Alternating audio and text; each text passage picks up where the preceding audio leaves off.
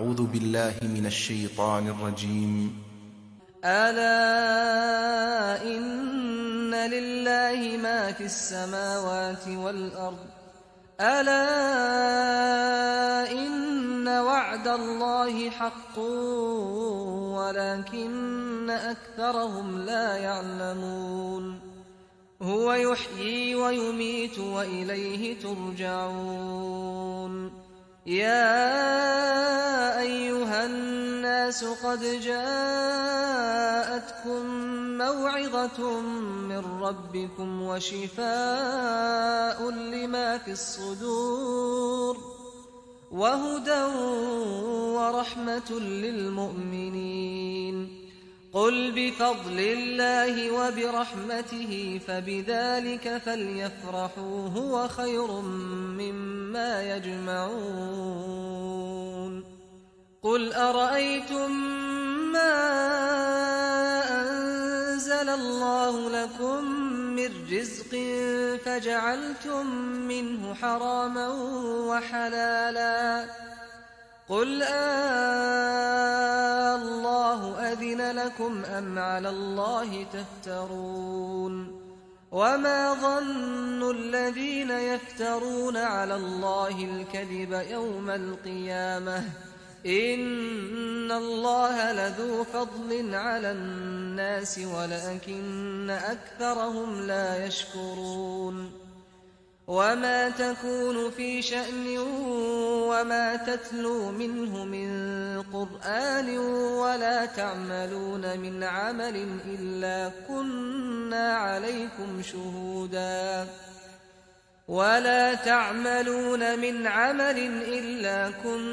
عليكم شهودا إذ تفيضون فيه وما يعزب عن ربك من مثقال ذرة في الأرض ولا في السماء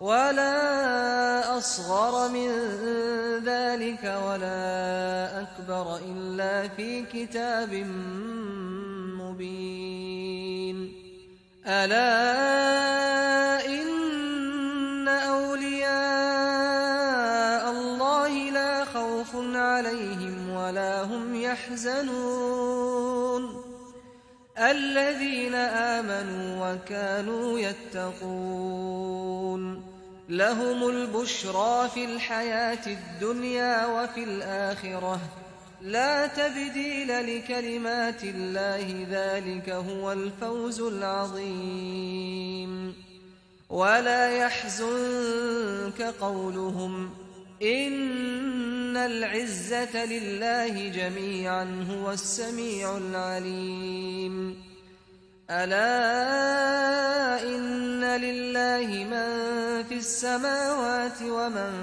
في الأرض وما يتبع الذين يدعون من دون الله شركاء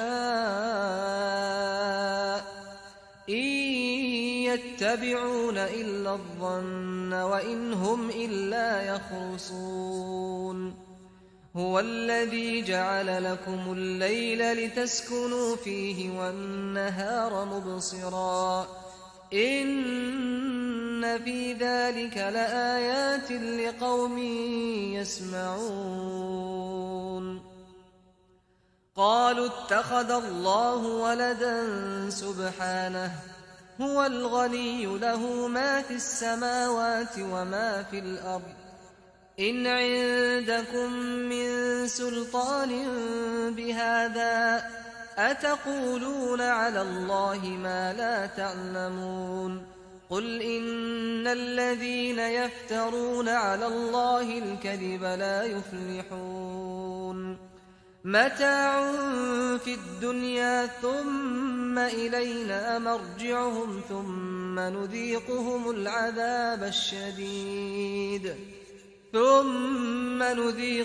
العذاب الشديد بما كانوا يكفرون. أعوذ بالله السميع العليم من الشيطان الرجيم. بسم الله الرحمن الرحيم، وصلى الله وسلم وبارك على النبي الأمين وعلى آله وصحبه الطهر الغر الميامين. رب اشرح لي صدري ويسر لي أمري واحلل عقدة من لساني يفقهوا قولي. سبحانك لا علم لنا إلا ما علمتنا إنك أنت العليم الحكيم. سبحانك لا فهم لنا إلا ما فهمتنا إنك أنت الجواد الكريم. أما بعد، أيها الإخوة والأخوات، السلام عليكم ورحمة الله تعالى وبركاته. Chers frères et sœurs, que la paix et la miséricorde d'Allah subhanahu wa ta'ala soient sur vous. Aujourd'hui, Inch'Allah, dans cette petite intervention, j'aimerais bien partir avec vous sur la méditation d'une sourate que vous connaissez tous, la sourate Ad-Duha, le jour montant. Allah subhanahu wa ta'ala يقول في هذه الصورة سورة الضحى بعد أعوذ بالله من الشيطان الرجيم بسم الله الرحمن الرحيم والضحى والليل إذا سجى ما ودعك ربك وما قلى وللآخرة خير لك من الأولى ولسوف يعطيك ربك فترضى ألم يجدك يتيما فآوى ووجدك ضالا فهدى ووجدك عائلا فأغنى فأما اليتيم فلا تقهر وأما السائل فلا تنهر وأما بنعمة ربك فحدث. Allah dit: par le jour montant et par la nuit quand elle couvre tout, ton Seigneur ne t'a ni abandonné ni détesté. La vie dernière t'est certes meilleure que la vie présente. Ton Seigneur t'accordera certes ses faveurs et alors tu seras satisfait. Ne t'a-t-il pas trouvé orphelin? Alors il t'a accueilli? Ne t'a-t-il pas trouvé égaré? Alors il t'a guidé? Ne t'a-t-il pas trouvé pauvre? Alors il t'a enrichi? Quant à l'orphelin, donc, ne le maltraite pas. Quand ton demandeur, ne le repousse pas. Et quand ton bienfait de ton Seigneur, proclame-le. Chers frères et sœurs, dans cette sourate qui a été révélée au prophète sallallahu alayhi wa sallam, après une période où il était inquiet, Allah subhanahu wa ta'ala le rassure. Le rassure parce que les Qurayshites ont profité parce qu'ils étaient en train de le harceler, en lui disant: est-ce que ton Dieu t'a abandonné? Pourquoi la révélation n'arrive pas? Parce que pendant cette période, Jibril n'est pas venu visiter le prophète sallallahu alayhi wa sallam et la révélation n'est pas venue. D'où l'inquiétude du prophète sallallahu alayhi wa sallam. Mais après cette période, Allah est venu rassurer le prophète sallallahu alayhi wa sallam, qui a cru avoir fait quelque chose qui a déplaît à Allah subhanahu wa ta'ala. Allah lui dit: par le jour montant et par la nuit quand elle couvre tout, ton Seigneur ne t'a ni abandonné ni détesté. Allah subhanahu wa ta'ala a fait allusion au jour montant, c'est-à-dire la lumière qui vient après la nuit qui couvre tout, c'est-à-dire l'obscurité, c'est-à-dire il y a toujours de la lumière qui vient après l'obscurité. Pour dire au prophète sallallahu alayhi wa sallam: ne t'inquiète pas, si la révélation a tardé, je suis toujours auprès de toi et je vais continuer la révélation.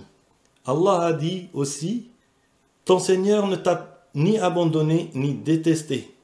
Parce que les Qurayshites harcelaient le prophète sallallahu alayhi wa sallam, comme je l'ai déjà dit, en disant: est-ce que ton Dieu t'a abandonné? Est-ce qu'il t'a détesté? Est-ce qu'il te déteste? Il ne t'aime pas. Et Allah subhanahu wa ta'ala vient avec ses paroles rassurer le prophète sallallahu alayhi wa sallam. Et il lui fait des révélations. La vie dernière t'es certes meilleure que la vie présente. Et il rassure le prophète sallallahu alayhi wa sallam. Et il lui donne une révélation. Qu'en quoi la vie dernière qui n'est pas encore arrivée va être meilleure. Et c'est la meilleure vie. Et elle sera meilleure que la vie que vit le prophète sallallahu alayhi wa sallam. Et Allah lui fait une autre révélation. Ton Seigneur t'accordera certes ses faveurs.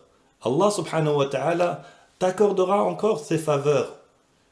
Et alors, tu seras satisfait. Et ça aussi, c'est une promesse d'Allah subhanahu wa ta'ala pour rassurer le prophète sallallahu alayhi wa sallam. Vous savez, on peut avoir plein de choses et ne pas être satisfait. Si la satisfaction ne vient pas d'Allah subhanahu wa ta'ala. Vous savez, la satisfaction est un bienfait d'Allah subhanahu wa ta'ala. C'est pourquoi les hypocrites ne l'ont jamais eu. Allah subhanahu wa ta'ala, quand il donne à son serviteur la satisfaction après un bien qu'il lui donne, c'est un deuxième cadeau après le premier don. C'est pourquoi Allah subhanahu wa ta'ala dit au prophète, ton Seigneur t'accordera certes ses faveurs, et alors tu seras satisfait. On peut avoir toute la terre, mais on peut encore avoir d'autres choses. Mais si Allah nous donne un bien, et il nous donne avec la satisfaction, là on va être apaisé, on va être serein, on ne cherchera pas à aller voir ce que les autres ont eu. Et à ce moment-là, on va bien profiter du bien que Allah subhanahu wa ta'ala nous a donné. Et après ces révélations au prophète sallallahu alayhi wa sallam, Allah lui rappelle certains moments de sa vie. Il lui dit, ne t'a-t-il pas trouvé orphelin alors il t'a accueilli? Ô toi, prophète Mohammed, est-ce que tu n'as pas été orphelin à un certain moment de ta vie et Allah subhanahu wa ta'ala t'a accueilli, c'est-à-dire t'a mis les conditions nécessaires pour que tu sois accueilli de la meilleure façon. D'abord, il t'a accueilli dans la famille de ton oncle, mais avant ça, il t'a accueilli dans la maison de Halima Sa'diya qui t'a élevé quand tu étais tout bébé pour que tu puisses grandir de la meilleure façon. Allah subhanahu wa ta'ala lui rappelle aussi un autre moment de sa vie, le moment où il était égaré, où il cherchait la vérité, car le prophète sallallahu alayhi wa sallam n'a jamais été convaincu par les idoles de la Mecque. Il ne s'est jamais prosterné à ces idoles. Et même, il ne participait pas au fait que les Mecquois donnaient à ces idoles. Et Allah subhanahu wa ta'ala l'a guidé vers le droit chemin, vers l'islam, vers cette belle religion. Et même, il lui a donné la mission de la propager sur la terre. Il lui a donné cette mission d'être prophète et messager, le dernier des prophètes et le dernier des messagers. Et Allah subhanahu wa ta'ala lui rappelle aussi, ne t'a-t-il pas trouvé pauvre, alors il t'a enrichi?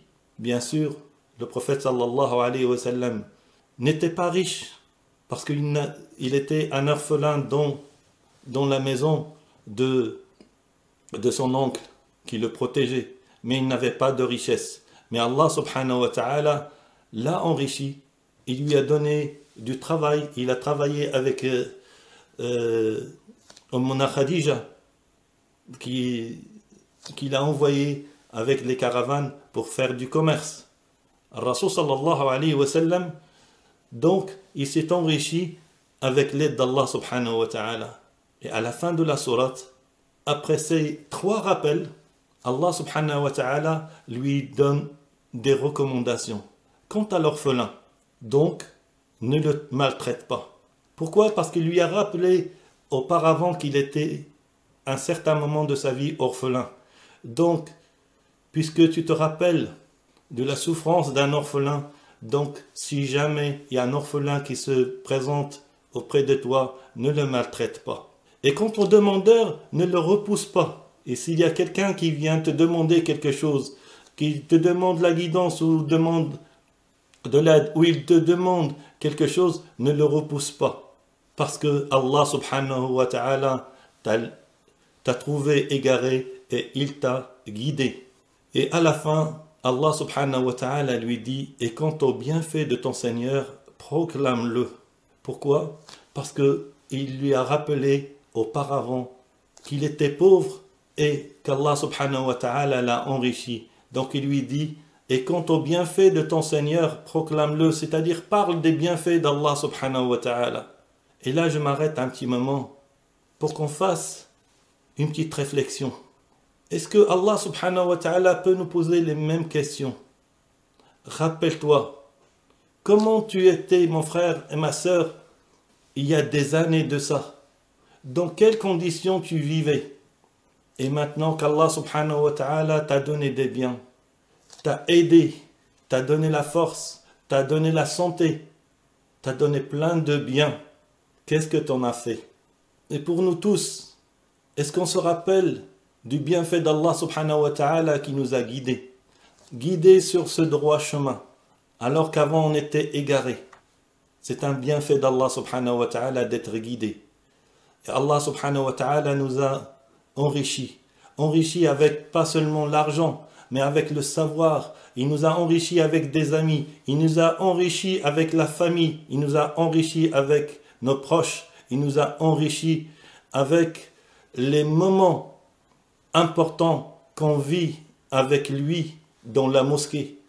Des moments où on fait du bien pour Allah subhanahu wa ta'ala. Il faut savoir, la grande richesse que tu peux avoir, c'est la richesse que tu emmèneras avec toi dans l'au-delà. L'argent ne partira pas avec toi, la maison ne partira pas avec toi, les enfants ne partiront pas. Mais ce que tu as fait de bien ici, dans cette vie d'ici-bas, pour Allah subhanahu wa ta'ala, Allah va l'enregistrer et tu vas l'emporter avec toi dans l'au-delà. Et ça, c'est la seule richesse que tu emmèneras avec toi vers l'au-delà. Et ça, c'est un bienfait d'Allah subhanahu wa ta'ala. Allah subhanahu wa ta'ala nous a trouvés pauvres et il nous a enrichis. Donc, chers frères et sœurs, il faut toujours se rappeler de ces moments. Les moments difficiles qu'on a passés. Les moments où on demandait à Allah subhanahu wa ta'ala de nous aider, de nous donner telle et telle chose. On était seuls et on demandait à Allah subhanahu wa ta'ala de nous trouver une épouse. On n'avait pas de toit et on demandait à Allah subhanahu wa ta'ala de nous donner une maison. On marchait à pied, on demandait à Allah d'avoir une voiture ou un moyen de transport. Et maintenant qu'on a tout ça, est-ce qu'on a remercié Allah subhanahu wa ta'ala pour tous ces biens? Est-ce qu'on a fait un shukr pour Allah subhanahu wa ta'ala? Est-ce qu'on a utilisé tous les biens d'Allah subhanahu wa ta'ala pour aider les autres à acquérir les mêmes choses que ce qu'on a eu nous? Parce que Allah subhanahu wa ta'ala, rappelez-vous, il a dit au prophète sallallahu alayhi wa sallam, ne t'a-t-il pas trouvé orphelin? Et par conséquent, il lui dit, si un orphelin vient vers toi, ne le maltraite pas. Nous, on a acquis des choses. Est-ce qu'on a aidé d'autres à avoir les mêmes choses? Donc, essayons de remercier Allah par les choses qu'il nous a données. Bien sûr, on fait des invocations à Allah subhanahu wa ta'ala. Et il y a des gens qui disent, moi j'ai demandé à Allah subhanahu wa ta'ala plusieurs fois, mais il n'exauce pas mes du'as. Il y a même certains qui pensent qu'ils ont perdu la confiance en Allah subhanahu wa ta'ala, wal iyadu billah. Donc aujourd'hui, j'aimerais bien leur demander de relire cette sourate pour retrouver la confiance, comme l'a dit notre imam à quelqu'un qui a posé la question vendredi dernier. Et parmi les choses qu'il faut faire pendant ces 10 derniers jours que nous vivons du mois de Ramadan, les meilleurs jours du mois de Ramadan dans lesquels il y a Laylatul Qadr, le grand cadeau de Laylatul Qadr, la récompense de la vie, si on arrive à l'avoir, c'est qu'on a gagné toute une vie. Qu'Allah subhanahu wa ta'ala nous aide à atteindre cette nuit et d'acquérir cette récompense, incha'Allah. Et pour cela, il faut demander de l'aide d'Allah subhanahu wa ta'ala. Il faut demander à Allah subhanahu wa ta'ala, il faut s'adresser à lui bid-du'a. Pendant ces 10 derniers jours, n'arrêtez pas de faire le du'a. N'arrêtez pas d'invoquer Allah subhanahu wa ta'ala. N'arrêtez pas de vous adresser à lui. Lui qui a dit وَإِذَا سَأَلَكَ عِبَادِي عَنِّي فَإِنِّي قَرِيبٌ أُجِيبُ دَعْوَةَ الدَّاعِ إِذَا دَعَانِ. Et quand mes serviteurs t'interrogent sur moi, alors je suis tout proche. Je réponds à l'appel de celui qui me prie quand il me prie. C'est le moment. C'est le bon moment pour s'adresser à Allah subhanahu wa ta'ala. parce que c'est lui qui exauce les vœux. Amman yujibul muttarra idha da'ahu wa yakshifu su'. Qui exauce les vœux de celui qui est dans la souffrance et dans la nécessité quand il le demande et enlève le mal. Allah subhanahu wa ta'ala. Wa qala rabbukum ud'uni astajib lakum. Allah subhanahu wa ta'ala a dit, faites dua, j'exaucerai vos vœux. Par contre, il faut faire attention, chers frères et sœurs. Quand on demande à Allah subhanahu wa ta'ala quelque chose, il faut être patient. Allah subhanahu wa ta'ala a le savoir présent, passé et du futur. Allah ne veut pas nous faire du mal. Et quand on demande de nous quelque chose, Allah sait ce qui va arriver plus tard. Alors Allah subhanahu wa ta'ala, il ne fera pas quelque chose qui sera néfaste pour nous. Il fera tout ce qui est dans notre intérêt. C'est pourquoi Allah subhanahu wa ta'ala, quand on lui demande quelque chose, soit il l'exaucera tout de suite, soit il attendra un petit moment pour nous l'exaucer, soit tout simplement, il va nous garder la récompense pour le jour où on le rencontrera, incha'Allah. Et on trouvera notre dua bien exaucé, mais auprès d'Allah subhanahu wa ta'ala, et ce sera des hasanat, incha'Allah, qui nous sera très très bien utile à ce moment-là. Et pour que le dua soit bien exaucé, il faut éviter certaines choses. Il ne faut pas dire « j'ai demandé à Allah subhanahu wa ta'ala, mais il n'a pas exaucé ». Il faut être patient, mon frère. Il faut avoir une certitude en Allah subhanahu wa ta'ala. D'ailleurs, Allah subhanahu wa ta'ala ne peut pas exaucer les vœux de quelqu'un qui n'est pas sûr d'Allah subhanahu wa ta'ala, n'est pas sûr qu'Allah subhanahu wa ta'ala va répondre à sa demande. Allah subhanahu wa ta'ala, il a les cieux et la terre. Il est le grand puissant. Tu peux lui demander ce que tu veux. Il exaucera ton vœu si tu es sûr qu'il le fera. Et quand tu demandes quelque chose à Allah subhanahu wa ta'ala, sois sûr qu'il va le faire. Et ne demande pas à Allah subhanahu wa ta'ala dans un moment où tu es distrait, où ton cœur, où ton esprit ne sont pas présents. Quand tu veux demander à Allah subhanahu wa ta'ala, assieds-toi, demande à Allah subhanahu wa ta'ala avec ton cœur, ton âme, et adresse-toi à Allah subhanahu wa ta'ala avec sincérité et avec certitude qu'il est capable d'exaucer ton vœu. Quelle que soit ta demande, il l'exaucera. Et j'aimerais bien aussi dire que pendant ces 10 derniers jours, c'est très important de demander à Allah subhanahu wa ta'ala et lui faire dua pour 2 choses. Parce qu'Allah subhanahu wa ta'ala exaucera certainement, comme a dit le prophète sallallahu alayhi wa sallam, le dua du jeûneur. 3, Allah subhanahu wa ta'ala exaucera, c'est-à-dire ne rejettera pas leurs demandes. Et parmi eux, le jeûneur, d'où l'utilité de ces 10 derniers jours et pendant le mois de Ramadan. Donc, as-sa'imu hatta yuftar, le jeûneur jusqu'à ce qu'il coupe son jeûne. Et un responsable juste est celui qui a subi une injustice. Et profitez des moments où vous êtes proche d'Allah subhanahu wa ta'ala. Et profitez des moments où vous êtes proche d'Allah subhanahu wa ta'ala. C'est-à-dire les moments où vous êtes prosterné, comme a dit le prophète sallallahu alayhi wa sallam. Le musulman est proche d'Allah subhanahu wa ta'ala au moment où il se prosterne dans la prière. Donc à ce moment-là, multipliez le dua. Multipliez le dua avant de couper le jeûne. Multipliez le dua pour Allah subhanahu wa ta'ala pour atteindre Laylatul Qadr. Et multipliez le dua avant le Fajr.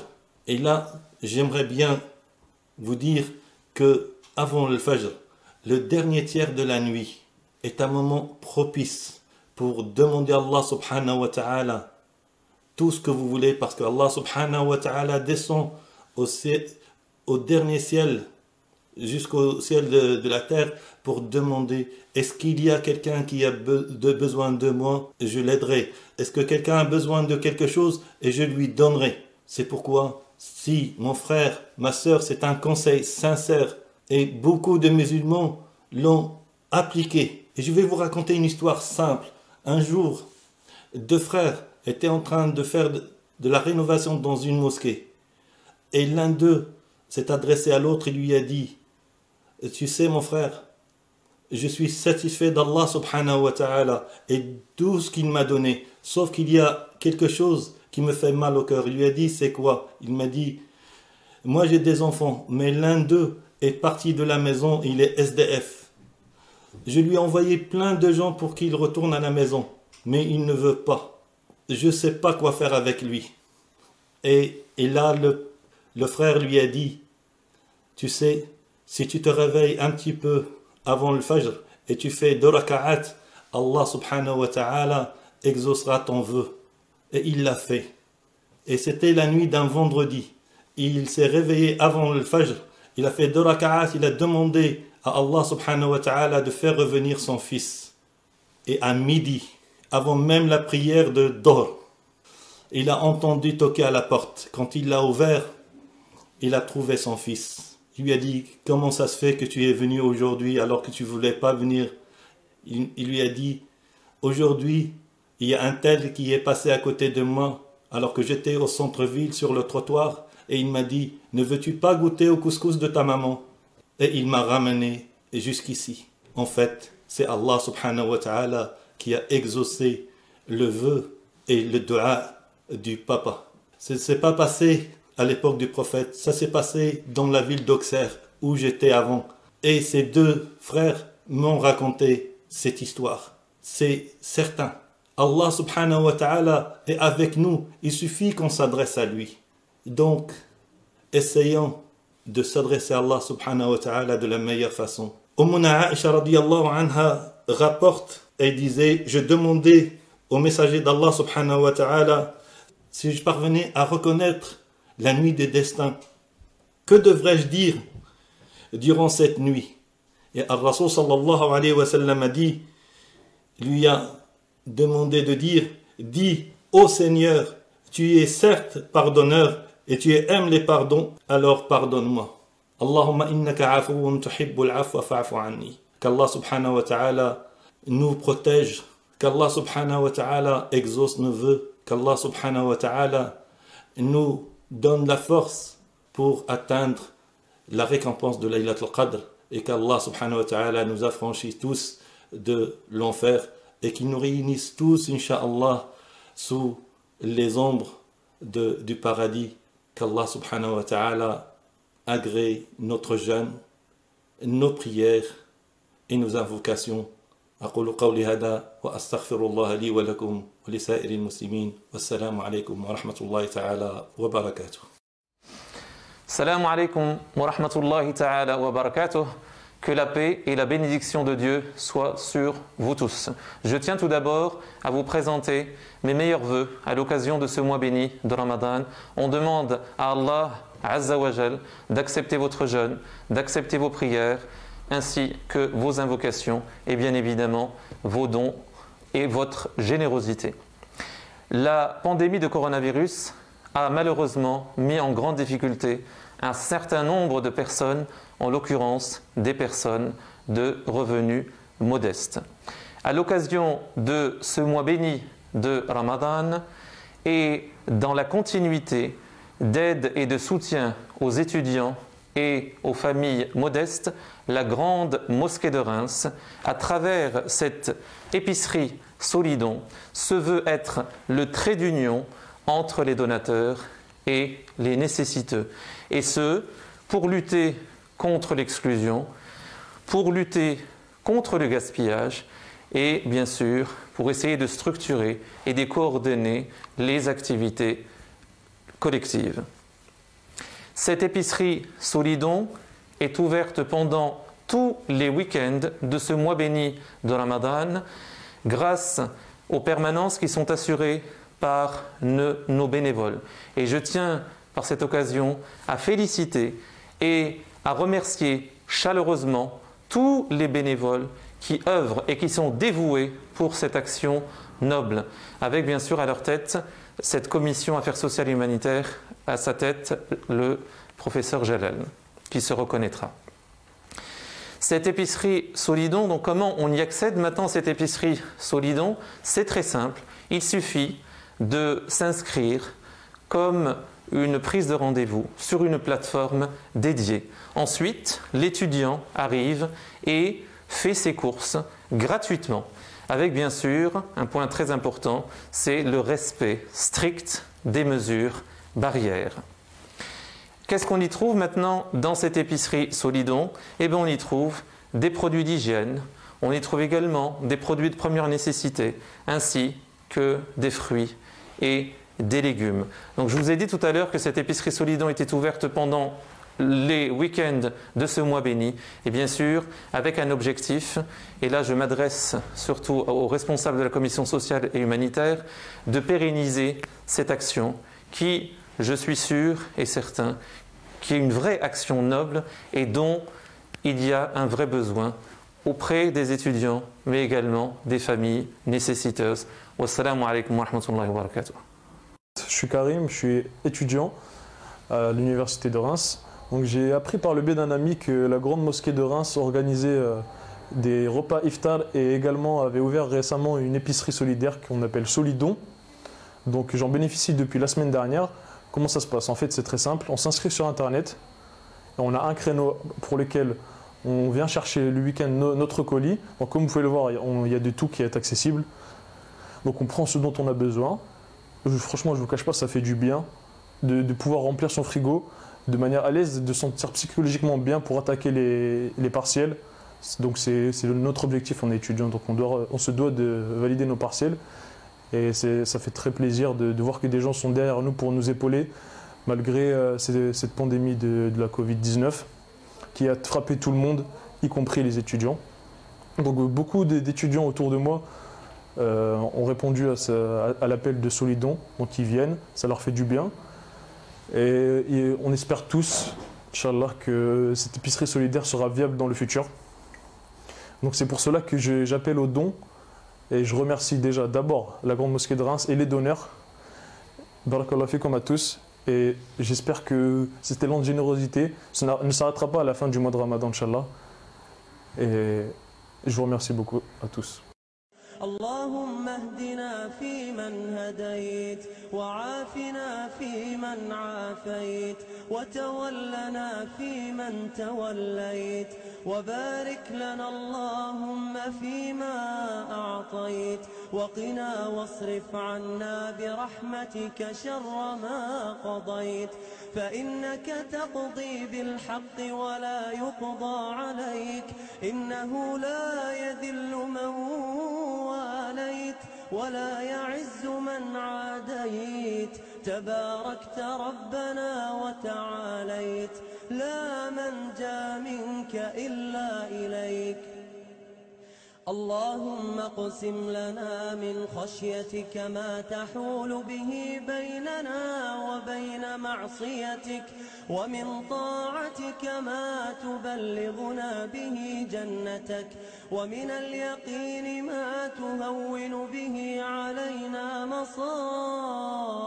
الدنيا ومتعنا اللهم بأسماعنا وأبصارنا وقواتنا أبدا ما أبقيتنا واجعله الوارث منا واجعل ثأرنا على من ظلمنا وانصرنا على من عادانا ولا تجعل مصيبتنا في ديننا ولا تجعل الدنيا أكبر همنا ولا مبلغ علمنا ولا إلى النار مصيرنا واجعل الجنة ربي هي دارنا يا رب العالمين اللهم أصلح لنا ديننا الذي هو عصمة أمرنا وأصلح لنا دنيانا التي فيها معاشنا وأصلح لنا آخرتنا التي إليها معادنا واجعل الحياة زيادة لنا في كل خير واجعل الموت راحة لنا من كل شر يا رب العالمين. أعزائي المستمعين، قد حان وقت آذان صلاة المغرب حسب توقيت مدينة رينس وضواحيها. تقبل الله صيامكم وصلاتكم ودعاءكم. Il est l'heure de la prière qui correspond à la rupture du jeûne selon Reims et ses environs. Qu'Allah accepte notre jeûne et nos prières.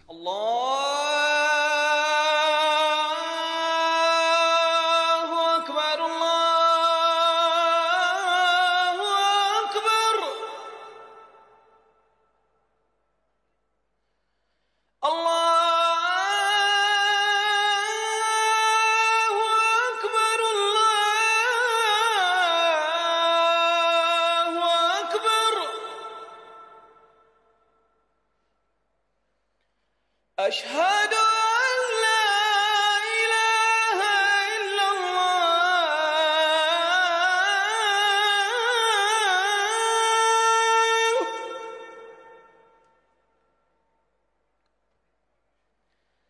أشهد أن لا إله إلا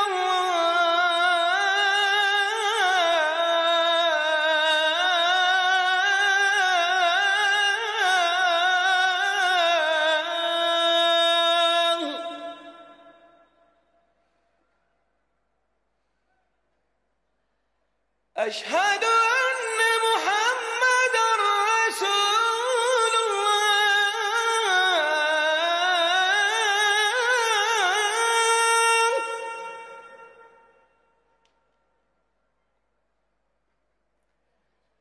أشهد أن محمدًا رسول